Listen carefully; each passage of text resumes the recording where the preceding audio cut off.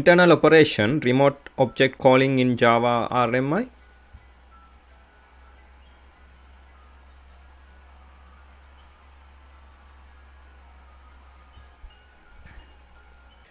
Here you can see internal operation, here remote object calling in Java RMI.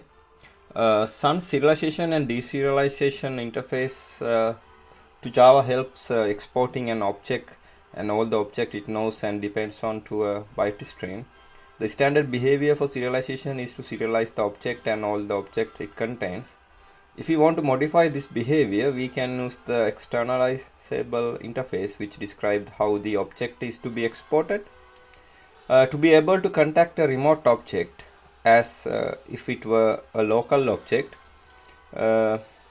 one should create stubs for all the remote objects which will be contacted. One can do this automatically at compile time using RMI. Such a stub will provide all the methods the remote object supports and fill in the bodies with the code to contact the remote object. The logic within one such a stub body is quite simple.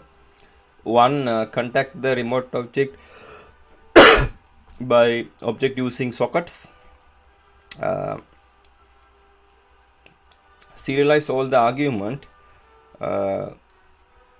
passed to the stub by the caller. Send out all the arguments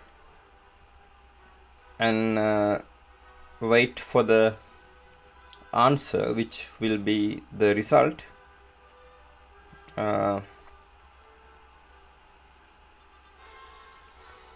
Receive and read the result, deserialize the result, and 7 return the result to the original caller.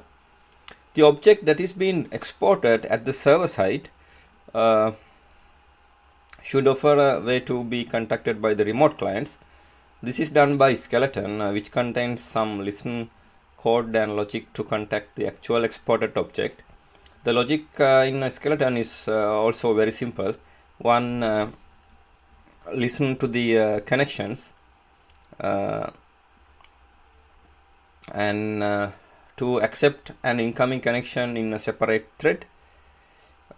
3, receive the serialized argument.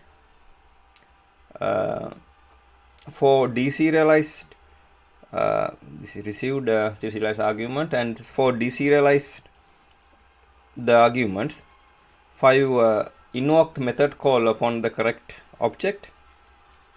6, serialize the result of invocation. 7, send back the result over the socket.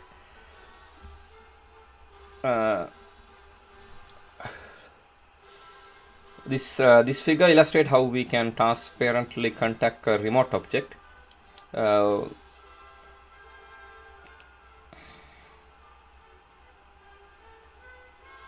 We see how setup when we want to contact a client from within the server, the client need to export an interface and become a listening server itself. Here you can see object, calling object, stub, RMI registry, server thread, listening skeleton, and called object. Here listening skeleton is connected to called object here, and here called object is connected to our RMI registry via bind, and RMI registry is connected to then called object via bind. Okay, and then calling object is connected to RMI registry via lookup, then RMI registry is connected to calling object via address. Then here, for example, hello method is called, and here serialize occurs, and then its stub is connected to listening skeleton via send method, and accept method is there, and then listening skeleton is connected to server thread, and then read method and deserialize method, and then server thread is connected to called object. Here this is for example hello method, and here called object is connected to server thread, then deserialized method, then server thread is connected to stub via send method, and received method is called, then deserialized method, then stub is connected to calling object via a calling object. Now this is the end of my presentation. Thank you very much for watching it.